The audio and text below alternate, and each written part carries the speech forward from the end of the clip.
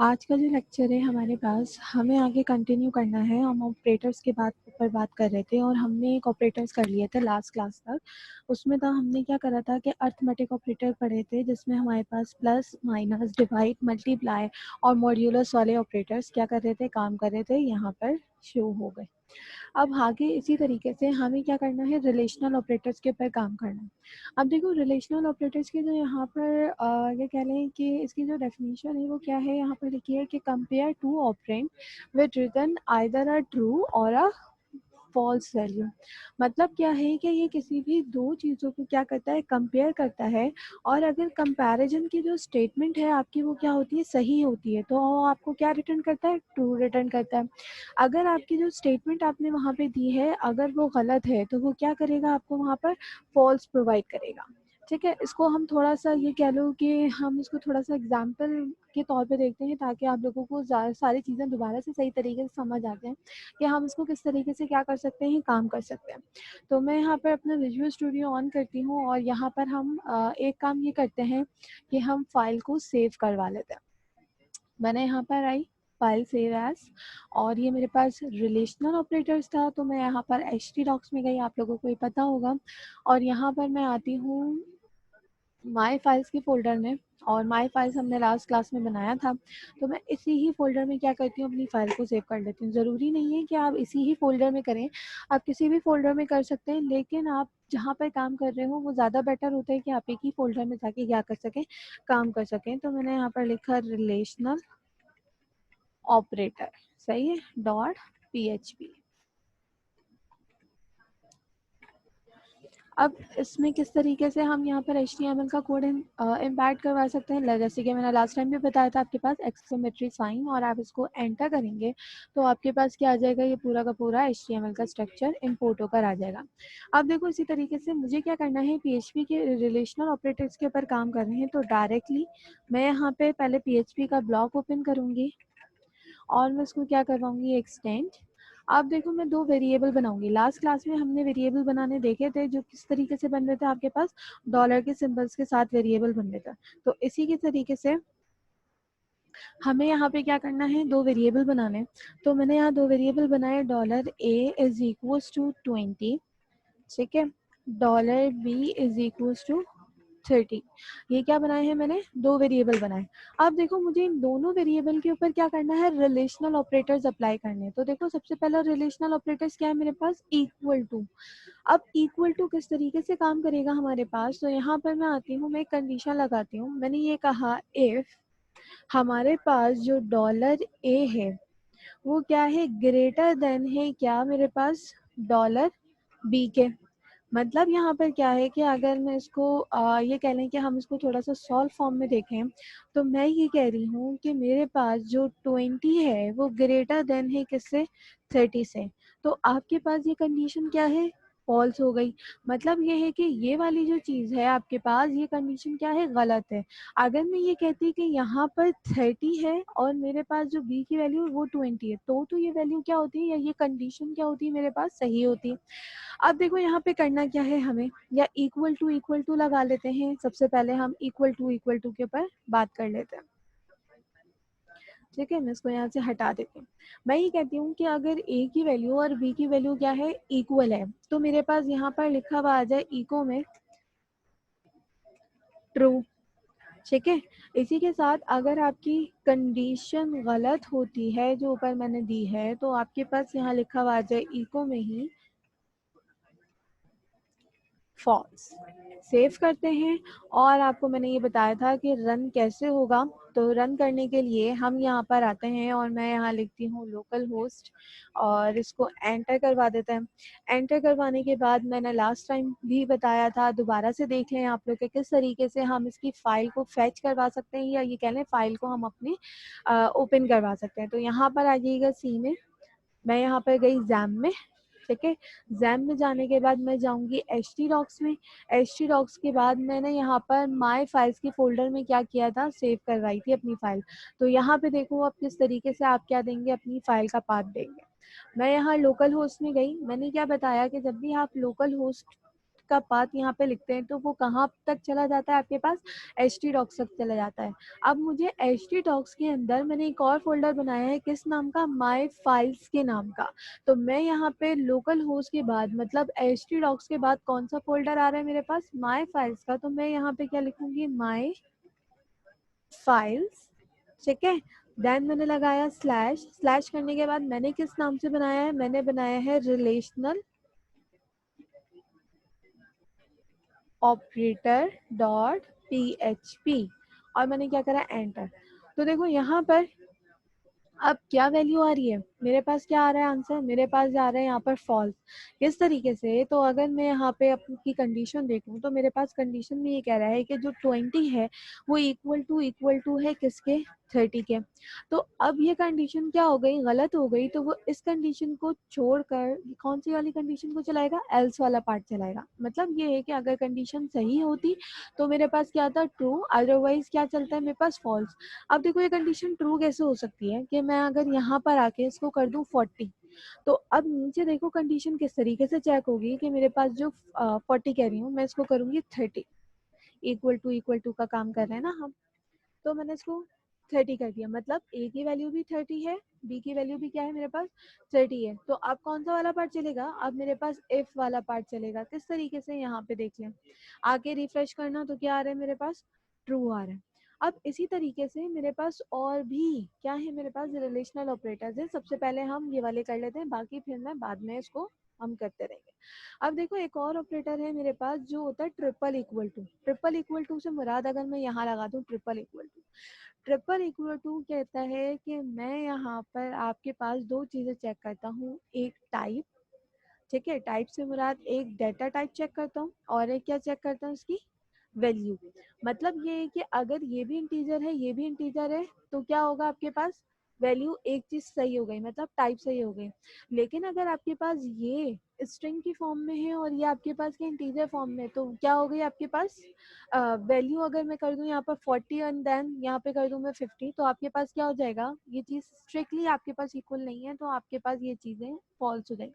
तो अभी देखो मैंने दोनों चीजें क्या दी हुई है, सेम दी हुई है। मतलब मैंने ए की वैल्यू भी 30 दी हुई है, बी की वैल्यू। तो कौन सा पार्ट चलेगा आपके पास, इफ वाला पार्ट चलेगा। लेकिन इफ वाले पार्ट में भी कौन सी चीज चलेगी आपके पास, ट्रू चलेगा। तो यहाँ पे देखो मैं पेज को सेव करने के बाद अगर मैं यहाँ पे आई तो वो क्या दे रहा है, रिफ्रेश करने पर मुझे ट्रू दे रहा है। इन केस अगर मैं यहाँ पे वैल्यू क्या कर देती हूँ, ए की मैंने यहाँ वैल्यू कर दी 20, इसको मैंने सेव किया, अपनी फाइल में आई और यहाँ पर आकर मैंने रिफ्रेश करा, तो देखो क्या आंसर दे रहा है वो मुझे, फॉल्स। तो इसका क्या मतलब है आपके पास कि जब हम ट्रिपल इक्वल टू या आइडेंटिकल यूज करते हैं तो वो टाइप भी चेक करता है और उसकी वैल्यू को भी चेक करवा रहा होता है अपने पास। है वो हमने यहाँ पर दो जो है वो रिलेशनल ऑपरेटर्स कर लिए। कौन कौन से मैंने कर लिए, मैंने इक्वल टू कर लिया और क्या कर लिया, आइडेंटिकल कर लिया। अब हम कहाँ पर आते हैं, नॉट इक्वल टू। अब देखो नॉट इक्वल टू कैसे काम करता है, मैं यहाँ पर आती हूँ, मैं यहाँ पर स्ट्रिक्टली इक्वल टू को हटा के मैं यहाँ पे लगा देती हूँ not equal to. Not equal to से मुराद क्या है कि मेरे पास जो वैल्यू 20 है वो इक्वल नहीं होगी किसके, 30 के। तो अब अगर मैं इस कंडीशन पे देखूं तो आपके पास ये कंडीशन क्या हो रही है, सही हो रही है। तो मतलब इफ के अंदर जो भी कंडीशन है वो क्या हो रही है आपके पास, सही हो रही है। क्योंकि मेरे पास 20 30 के इक्वल नहीं होता। 20 किसके इक्वल होता है, 20 के इक्वल होता है, लेकिन आपके पास 30 किसके इक्वल होगा, 30 के। अब ये कंडीशन क्या कह रही है आपके पास कि ये दोनों आपस में एक दूसरे के अनइक्वल वैल्यूज हैं। तो अनइक्वल वैल्यूज हैं तो हमारे पास कौन सा वाला पार्ट चलेगा, हमारे पास चलेगा यहाँ पर कौन सा, ट्रू वाला पार्ट चलेगा। तो उसको फाइल को सेव करती हूँ और मैं यहाँ पर आती हूँ तो ये देखो ट्रू। अब इसी के साथ नेक्स्ट हम आगे बढ़ते हैं रिलेशनल ऑपरेटर में कि नॉट इक्वल टू को आप किसी दूसरे तरीके से भी लिख सकते हैं। और वो दूसरा तरीका क्या है कि अगर आपको यहाँ पर नहीं चाहिए तो आप यहाँ पे क्या करें, एक लेस देन का सिंबल बनाएं और एक किसका बनाएं, ग्रेटर देन का। तो ये वाला जो आपके पास ऑपरेशन है या ये कह लें ऑपरेंट है, ये सारी चीजें भी आपके पास किसके इक्वल होती हैं, नॉट इक्वल टू के ही इक्वल आता है। तो हम इसको अब सेव करते हैं, फाइल को मैं अपनी यहाँ पर ब्राउजर में ऑन करती हूँ और ये देखो ट्रू है। तो ये रिफ्रेश करने पर भी मुझे क्या आंसर दे रहा है, यहाँ पर ट्रू ही आंसर दे रहा है। ठीक है, अब आगे बढ़ते हैं। हम जो है वो ये चेक कर लेते हैं कि हमारे पास ये कह लें कि और कौन सी चीजें हम कर सकते हैं। अब यहाँ पर आई, मैंने ये कहा कि जो ए वैल्यू है वो लेस देन इक्वल टू है किसके, बी के। अब देखो ये कैसे काम करेगा, ये वाला ऑपरेटर कैसे काम करेगा।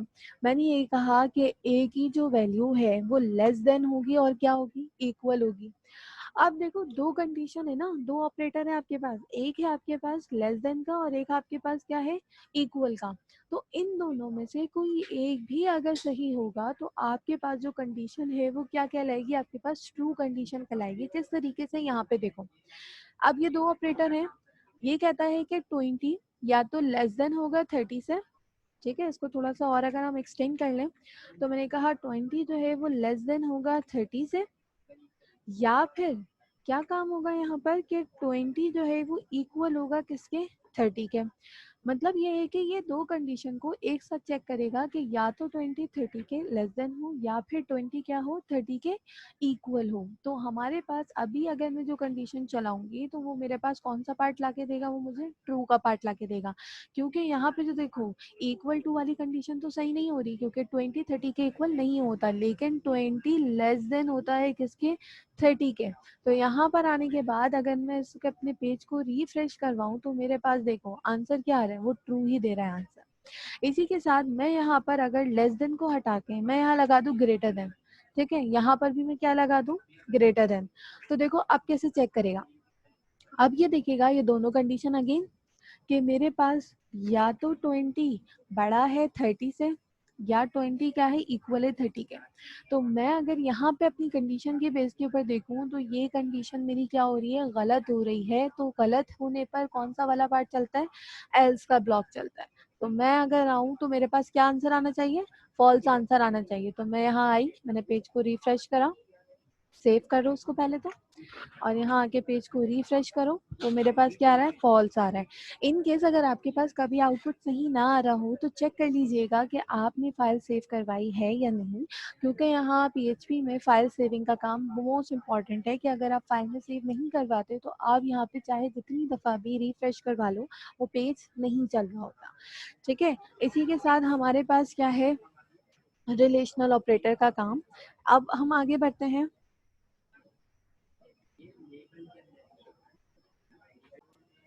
आगे जो है वो हमें अब लॉजिकल ऑपरेटर्स के ऊपर काम करना है। तो लॉजिकल ऑपरेटर्स हमारे पास चार तरीके के हैं, चार हमारे पास हैं, एंड, और, जोर और नॉट। एंड में हमारे पास जो यूज़ हो रहा होता है वो एंड यूज़ नहीं होता डायरेक्टली, हम उसके लिए सिंबल यूज़ करते हैं जो क्या कहलाता है, एम्परसेंड, या आप इसको क्या कहते हैं, एंड का सिंबल कहते हैं। इसी के साथ और की अगर मैं बात करूं तो और में हमारे पास क्या यूज़ होता है, मेरे पास पाइप सिंबल यूज़ होता है। और पाइप सिंबल आपको कहाँ पर मिल जाएगा, एंटर के बटन के ऊपर आप शिफ्ट दबा के अगर उसके ऊपर क्लिक करेंगे तो आपको वहाँ पर और का सिंबल मिल जाएगा। देन हमारे पास आ जाता है जोर। तो जोर का कोई सिंबल नहीं है, जोर हम अगर करवाएंगे या कंडीशन उसकी देखेंगे तो वो हम वहाँ पर जोर ही लिखेंगे। एंड देन हमारे पास क्या है, नॉट। तो नॉट हमारे पास क्या है कि कोई भी चीज़ को अगर हमें ये कह लो कि कंडीशन को फुलफिल नहीं करवाना होगा तो हम वहाँ पे क्या करते हैं, नॉट का ऑपरेटर यूज़ करते हैं। अब आ जाते हैं सबसे जोर पहले, किसलिए होता है? अब आगे बढ़ते हैं। हमारे पास एंड का अगर मैं टेबल देखूं तो एंड के टेबल में देखो, गौर करना, मेरे पास दो एक्सप्रेशन है, दो एक्सप्रेशन से मुराद दो कंडीशन है। एक कंडीशन जो पहली वाली है वो भी सही कंडीशन है, सही से मुराद उसमें जो भी काम किया गया है वो सही है। दूसरी कंडीशन क्या कह रहा है कि दूसरी कंडीशन में क्या है, सही है। लेकिन अगर मैं इन दोनों कंडीशन के बीच में क्या लगा देती हूँ, एंड ऑपरेटर, तो एंड क्या कहता है कि अगर दोनों कंडीशन सही है तो आपका आंसर क्या देगा, वो आपको रिटर्न क्या करेगा, ट्रू रिटर्न करेगा। लेकिन अगर आपकी कोई एक भी कंडीशन गलत होती है, कोई एक भी कंडीशन से मुराद कि आपने पहली कंडीशन सही कर दी लेकिन दूसरी कंडीशन गलत है, तो क्या देगा आपको आउटपुट, फॉल्स। मतलब ये है कि वो इफ वाली कंडीशन नहीं चलाएगा, वो नेक्स्ट एल्स के ऊपर मूव हो जाएगा। नेक्स्ट इसी के साथ अगर हमारे पास पहली कंडीशन गलत है लेकिन दूसरी सही है तो क्या देगा, वो तब भी फॉल्स ही देगा। और जब दोनों कंडीशन अगर गलत है तो वो ऑटोमेटिकली क्या करेगा, फॉल्स आउटपुट देगा। अब इसको हम थोड़ा प्रैक्टिकली देख लेते हैं कि अगर मुझे प्रैक्टिकली काम करना हो तो हम कैसे काम कर सकते हैं। तो मैं एक नई फाइल बना लेती हूँ जल्दी से, इसको हम सेव करवा लेते हैं वहीं पर ही जहाँ पर हमने पहले काम किया था, और हम इसको कहते हैं भाई लॉजिकल ऑपरेटर डॉट पीएचपी। यहाँ पर डॉट लगा लीजिएगा और इसको सेव करें। और मैंने एम% यहाँ पर @ का कुछ सिंबल यूज़ करके और हम इसको स्ट्रक्चर क्या करवा लेते हैं, इंपोर्ट करा लेते हैं और आगे बढ़ते हैं। PHP का ब्लॉक बना लीजिएगा। PHP के ब्लॉक के बगैर कोई चीज़ आपके काम नहीं करेगी, तो जो भी काम आपको करना है PHP का वो इसके ब्लॉक में ही बनेगा। अब आगे बढ़ते हैं। मैंने ये कहा कि हम यहाँ पर क्या यूज़ करना चाह रहे हैं, हम यूज़ करना चाह रहे हैं एंड की कंडीशन। तो एंड की कंडीशन के लिए मैं यहाँ पर वही सेम काम करती हूँ कि मैंने लिया $a इज इक्वल्स टू 10 और मैंने यहाँ पे लिया $b इज इक्वल्स टू 20। अब देखो ये दोनों कंडीशन या ये कह लो कि एंड की कंडीशन हमारे पास बहुत मोस्ट इम्पॉर्टेंट कंडीशन होती है जब भी हमें क्या करना होता है, अपने काम करवाने होते हैं। तो इसको थोड़ा गौर से समझना, फिर इसकी एक रियल लाइफ एग्जांपल के साथ भी मैं क्या करवा दूंगी, आप लोगों को यहाँ पर समझा दूंगी। अब देखो मैंने इफ लगाया और मैंने ये कहा कि भाई जो $a है, अच्छा इसको मैं दोबारा से एक ब्रैकेट ले रही हूँ क्योंकि दो एक्सप्रेशन चाहिए, तो दो एक्सप्रेशन के लिए मुझे दो कंडीशन चाहिए। मैंने ये बात कही कि $a जो है वो मेरे पास लेस देन है किससे, $b से। मतलब क्या है, मैं क्या कहना चाह रही हूँ, जो a है मेरे पास वो क्या है आपके पास, b से लेस देन है। हम यहाँ पे इसको आगे जाके थोड़ा कमेंट में सॉल्व कर लेते हैं किस तरीके से।